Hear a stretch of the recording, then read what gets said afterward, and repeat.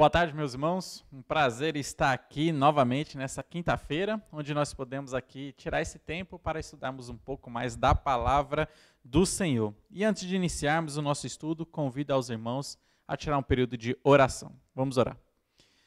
Querido Pai Celestial, obrigado pelas bênçãos que o Senhor tem nos concedido. Obrigado, Senhor Deus, pelo ar que respiramos, pelo dia de hoje. Obrigado pela vida, pela presença do Espírito Santo em nossa vida, nós que já cremos no Senhor. E obrigado pela Tua palavra, que nós temos livre acesso à Tua palavra. Rogamos a Ti que o Senhor esteja nos abençoando nesse momento, para que possamos ouvir da Tua palavra e o Teu Santo Espírito tenha total liberdade em agir em nosso coração, aplicando Sua palavra, Senhor Deus, em nossos corações e trazendo as transformações necessárias para as nossas vidas também. Que a cada dia possamos mais valorizar a Tua palavra. Em nome de Jesus, amém. Amém, meus irmãos. Então vamos dar aqui continuidade e finalizar aqui o livro de Gênesis. Nós agora chegamos no capítulo 50, 50 estudos aqui no livro de Gênesis, e hoje nós vamos estudar o último capítulo, o capítulo 50. Então, na última live que nós estudamos sobre Gênesis, nós vimos ali o capítulo 49, onde nós vimos ali as bênçãos proféticas que Jacó lhe concedeu para os 12 filhos dele. E nós vimos até a questão de Judá, que de Judá foi escolhido para vir o libertador, vir aquém de direito que teria o direito ao trono. E ali nós sabemos, falando ali do Messias, falando de Jesus Cristo, que viria da descendência de Judá, e uma referência nós vemos também no Apocalipse, mostrando que Jesus Cristo é o verdadeiro leão da tribo de Judá. E as bênçãos proféticas relatadas ali no capítulo 49.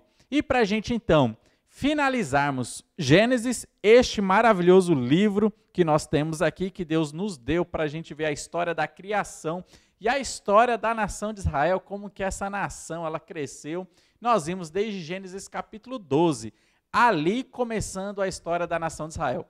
Deus chama um homem, Abraão. Abraão tem um filho, Isaac, Jacó, e Jacó os 12 patriarcas. E aí que nós terminamos na história de José e essa pequena família indo morar na terra do Egito. Só que o livro de Êxodo depois vai mostrar que essa pequena família, que entrou como pequena família, ela sairá do Egito como uma grande nação. E aí nós temos a formação da nação de Israel. Mas, meus irmãos, a palavra de Deus é rica, ela é preciosa, e tudo que nós lemos nela, nós podemos tirar lições para a nossa vida. Toda ela é proveitosa para a nossa vida, para nos instruir na justiça e nos ensinar um pouco mais da palavra de Deus. O capítulo 50 não é diferente. O capítulo 50 nós podemos tirar lições aqui também. Neste capítulo, meus irmãos, nós veremos aqui 3 mortes. 2 são literais e uma figurada. As 3 mortes são importantes para nós, onde nós tiraremos lições sobre ela. A primeira morte que é relatada aqui, o primeiro enterro que nós vamos ver aqui, é o enterro de Jacó. É a morte de Jacó, e veremos algumas lições que nós podemos tirar sobre este evento, o evento da morte de Jacó. Depois, nós veremos a segunda morte literal, falando sobre José, o enterro de José, e alguma lição também que nós podemos tirar aqui sobre este evento da morte aqui na vida de José. E o último, meus irmãos, é a morte figurada que nós temos aqui, e eu gostaria que nós aprendemos sobre enterrando o passado. Então são 3 mortes que nós veremos aqui no capítulo 50 de Gênesis. Meus irmãos, como introdução, nós sabemos que a morte ela é inevitável. Não existe para as pessoas aí no mundo uma solução para a morte, elas não conseguem enxergar uma solução para a morte. Nós sabemos que a solução é Jesus Cristo. Mas a morte ela é inevitável, ela está aí para todas as pessoas. Certa vez, um homem, ele disse algo que soou depois bem engraçado. Ele diz assim, sobre a morte, quando ele foi deparado com essa questão da morte. Ele diz assim, eu não tenho medo da morte, eu só não queria estar presente quando isso acontecesse. Mas essa pessoa, meus irmãos, ela estará presente. Nós estaremos presentes. Somente alguns salvos, perceba bem, alguns crentes não passarão pela morte. E aí nós temos a promessa do arrebatamento da igreja. Mas salvos e não salvos, Em algum momento da sua vida, eles vão se deparar com a morte. Nós nos deparamos com a morte também diariamente ou constantemente, quando nós perdemos parentes, entes queridos. E nós deparamos com a morte dessa maneira, mortes trágicas, que nos causam dor no coração. Muitas pessoas chegam a entrar em depressão porque estão se deparando com a morte, perdendo alguém precioso em suas vidas.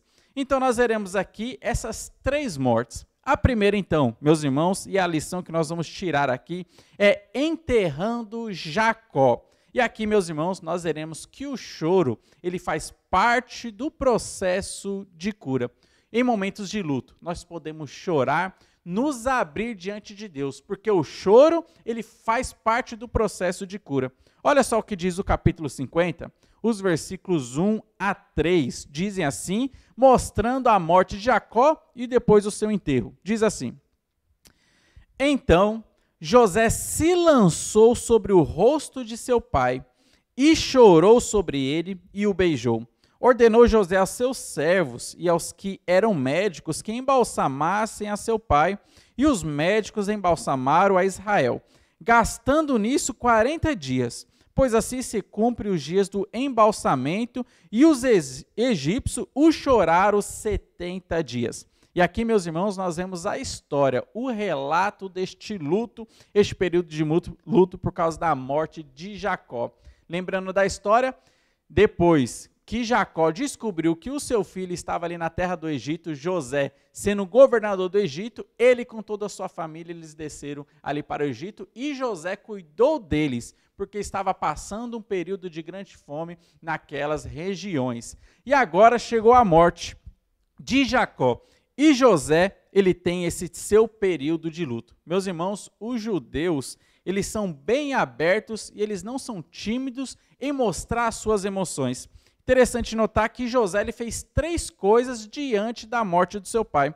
O texto ele fala, lançou-se sobre o rosto de seu pai. Olha só, ele se lançou sobre o seu pai. Depois diz, e chorou sobre ele. E uma última coisa, e o beijou. Ele estava mostrando ali os seus sentimentos, estava rasgando o seu coração diante da morte de seu pai. Meus irmãos, uma coisa que nós podemos aprender aqui, a morte ela vai trazer angústias para os nossos corações, vai trazer dor para o nosso coração. Talvez você já tenha passado por essa experiência, perdendo um ente querido, alguém próximo de você, a quem você muito amava. Quanto mais você ama a pessoa, mais dor no coração, mais falta ela vai fazer para a sua vida. E aí o seu coração ele se machuca. Mas, meus irmãos, uma lição que Deus, na sua palavra, deixa para nós, é que o choro, ele faz parte do processo de cura. Diante da morte, se dobre seus joelhos a Jesus Cristo, chore, derrame as suas lágrimas, porque isso faz parte do processo de cura.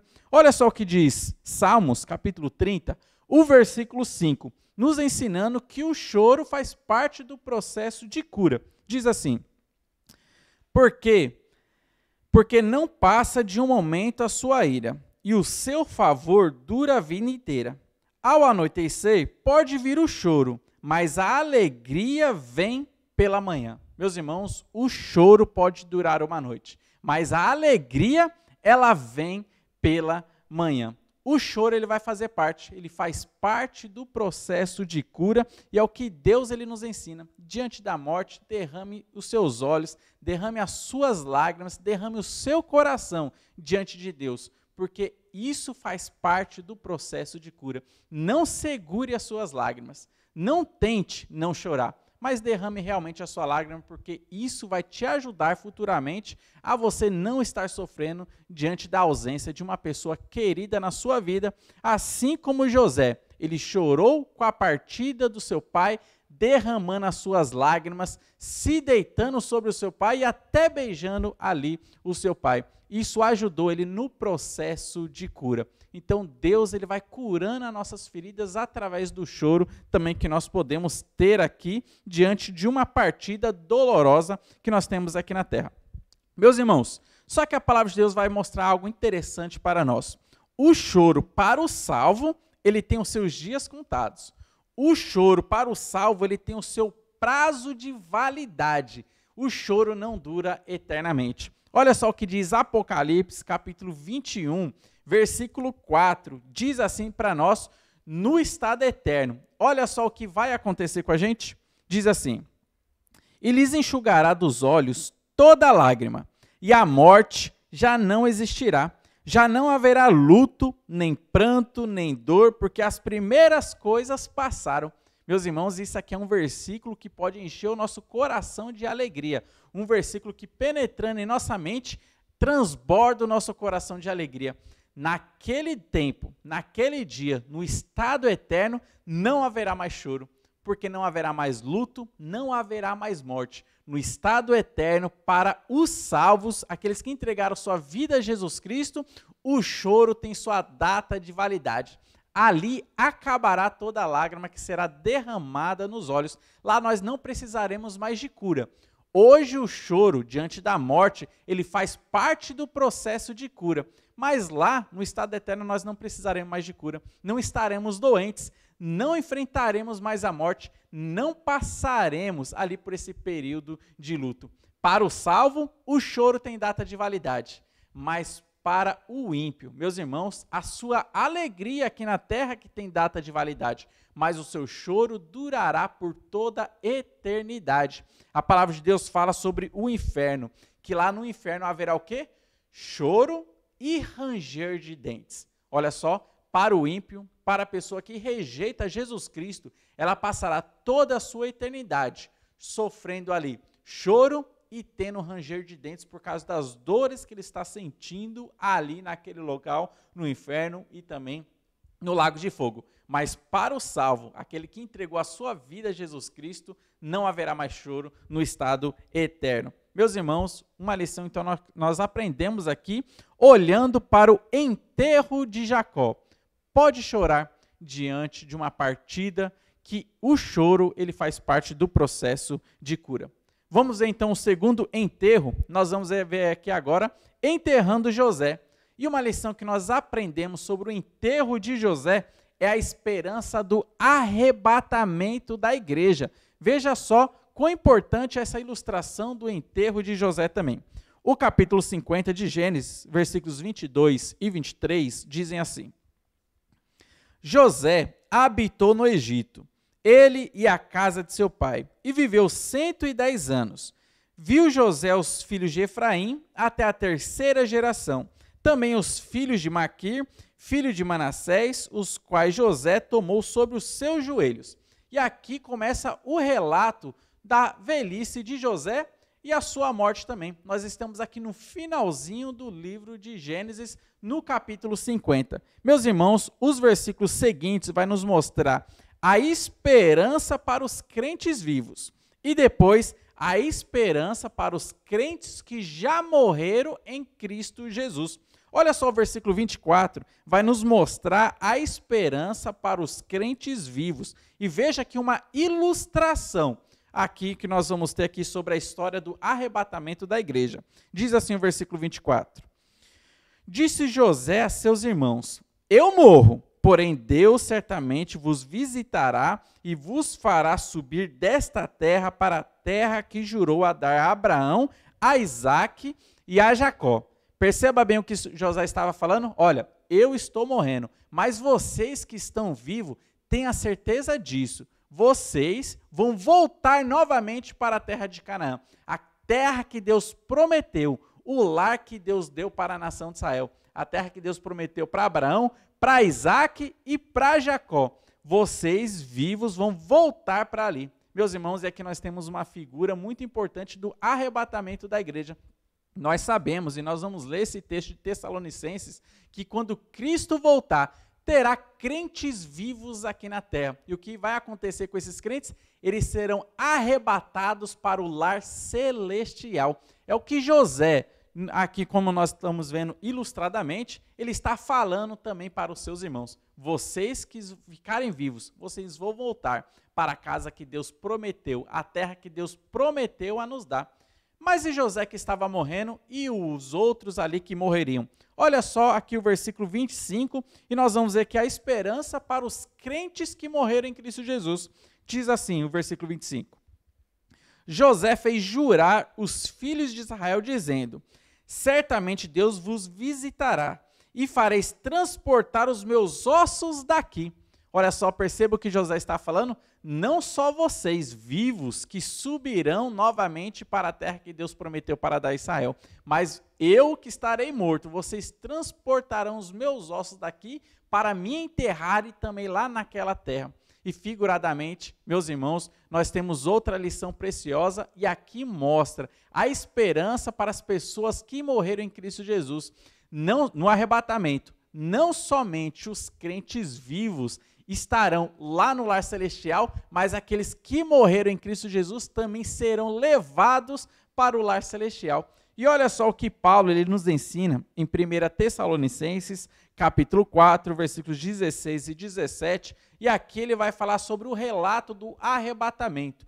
Como que será o evento do arrebatamento que nós estamos esperando, que pode acontecer a qualquer momento? É iminente. Diz assim esses versículos: porquanto o Senhor mesmo, dada a sua palavra de ordem, ouvida a voz do arcanjo e ressoada a trombeta de Deus, descerá dos céus, e os mortos em Cristo ressuscitarão primeiro. Perceba bem, esperança para aqueles que morreram em Cristo de voltar para o lar celestial. E o texto continua: depois nós, os vivos, os que ficarmos, seremos arrebatados juntamente com eles entre nuvens para o encontro do Senhor nos ares, e assim estaremos para sempre com o Senhor. Meus irmãos, o enterro de José nos dá a esperança do arrebatamento da igreja. José deixou bem claro: eu estou morrendo, mas os meus ossos vão subir de novo para a terra de Canaã.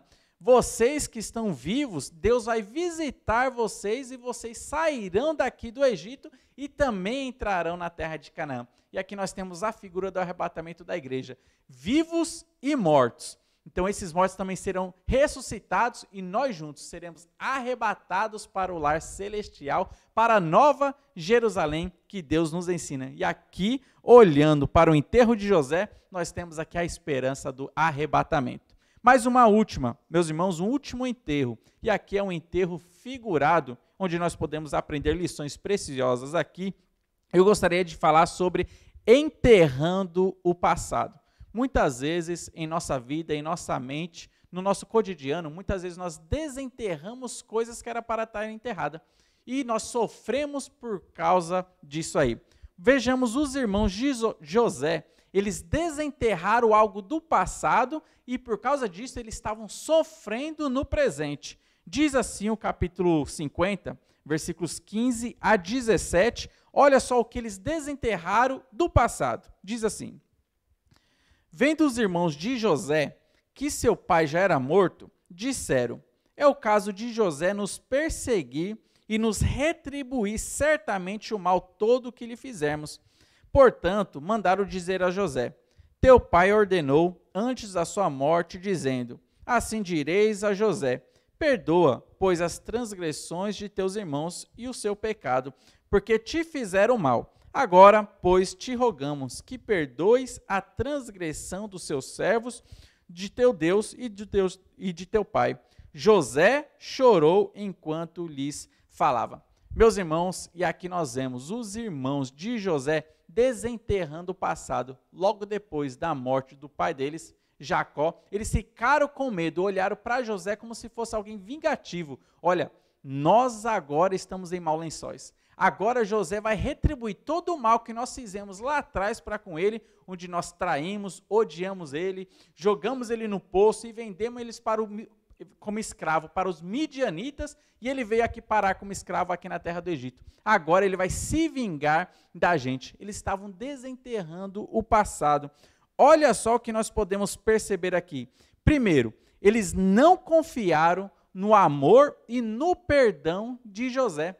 José tinha abraçado eles, acolhido eles, cuidado deles ali no tempo de fome, 7 anos de fome que eles estavam passando, e José cuidou todos os dias dos seus irmãos. Mas neste momento, ao desenterrar o passado, eles não estavam mais confiando no perdão e no amor que José tinha para com eles. Uma segunda coisa que nós podemos perceber aqui também, eles estavam olhando para José como uma pessoa vingativa. Eles não mais estavam olhando para uma pessoa amorosa, mas agora eles estavam enxergando em José alguém vingativo, porque eles estavam desenterrando o passado. Meus irmãos, essas coisas também podem acontecer em nossa vida. Deus já nos perdoou de todos os nossos pecados. Só que quando nós não confiamos neste perdão, nós acabamos olhando para Deus como fosse alguém vingativo. Nós passamos a ter medo de Deus e desconfiança para com Deus. E não descansamos mais no seu amor e no seu perdão. Sempre lembrando, Satanás ele vai sempre lançar em nossas mentes seus dardos inflamados para que nós possamos desenterrar o passado, coisas da nossa vida que Deus já derramou o seu perdão, Deus já se esqueceu. Mas muitas vezes nós desenterramos essas coisas e começamos a olhar para Deus como um Deus vingativo e não confiamos no seu amor e no seu perdão.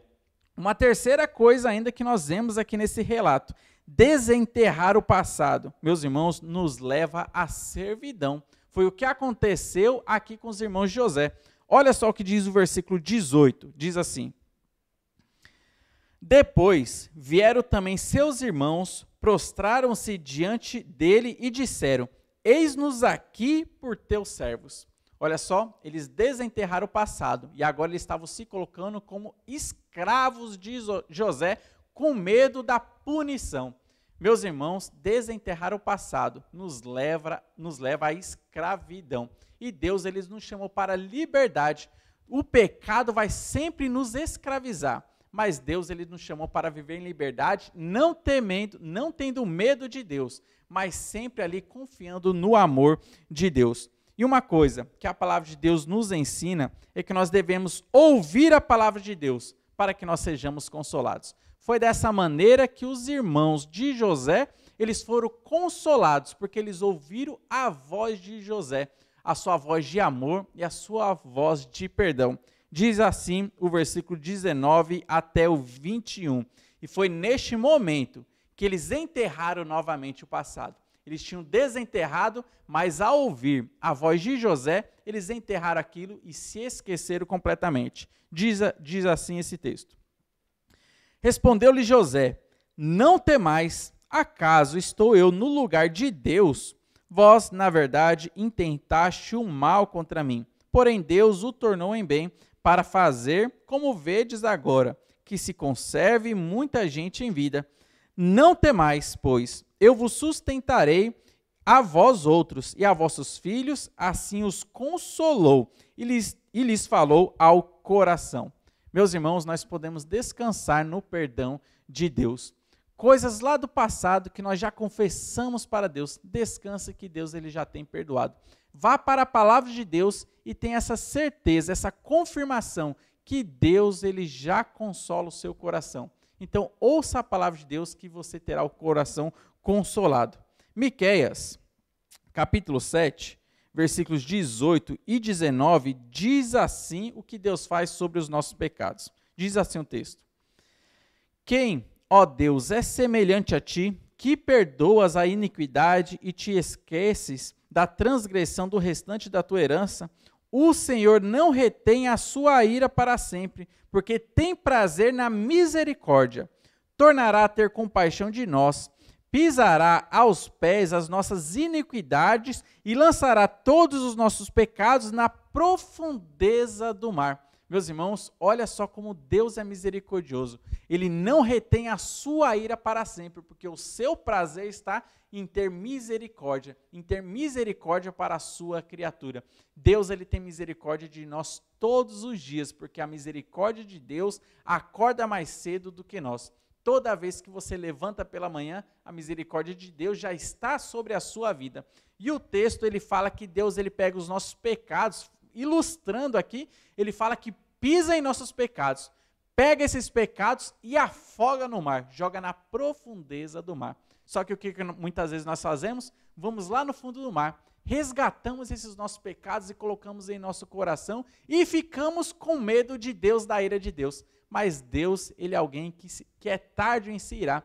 Ele não retém a sua ira para sempre, mas o seu prazer está na sua misericórdia. Meus irmãos, que ali na cruz do Calvário nós possamos enterrar para sempre os nossos pecados, porque Deus ali na cruz do Calvário já nos perdoou e você pode descansar de coisas passadas. Descanse que Deus ele já derramou o perdão e ele se esquece dos nossos erros passados. Que você não venha desenterrar estes erros passados. Então aqui, meus irmãos, no capítulo 50, nós vemos aqui esses 3 enterros e algumas lições que nós podemos aprender aqui. Enterrando Jacó, nós vimos ali que o choro ele faz parte da cura nesse momento de luto. Enterrando a José, nós vimos ali a esperança do arrebatamento e também sobre enterrando o nosso passado na cruz do Calvário e descansando na promessa do perdão de Deus e da sua misericórdia. Você não precisa olhar para Deus como um Deus vingativo, mas olhe para Deus como um Deus amoroso que derramou sua misericórdia sobre você. Vamos orar? Querido Pai, obrigado, Senhor Deus, pela sua palavra. Obrigado, Senhor Deus, pelo livro de Gênesis, onde nós concluímos o estudo aqui hoje. E obrigado também pelo capítulo 50. Obrigado, Senhor Deus, pelas lições preciosas que podemos tirar aqui. Que a cada dia o Senhor use a sua palavra e esteja aplicando ela em nossos corações. Esteja abençoando a cada um que nos ouviu e abençoando o seu dia a dia também e sua família. Em nome de Jesus, amém. Amém, meus irmãos? Que Deus então esteja abençoando a cada um de vocês e que os irmãos continuem nos acompanhando em nossas próximas lives. Deus abençoe a todos.